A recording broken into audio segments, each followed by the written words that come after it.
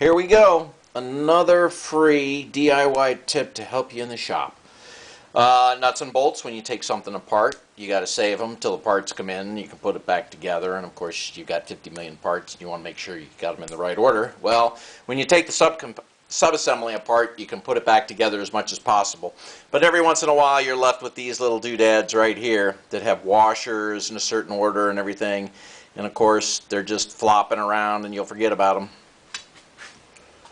You take your old oil jugs and your old antifreeze jugs, cut them up into little squares, put a little cross in them, and push them onto the end of your nuts, and they will hold on to your washers and your fasteners and your lock washers and your big, this is a big one, and a big one there. They ain't going anywhere. And I cut the corners of them off because I'm going to put all this stuff in a baggie, and I don't want the bag, I don't want sharp corners on this plastic to cut through the baggie. Anywho, it's free and it works. And they don't come off unless you pull them off purposefully. So they're going to hold there just fine. Anywho, that'll help you for assembly, waiting for parts, remembering how stuff goes together, all that good stuff. We'll talk to you later. Bye.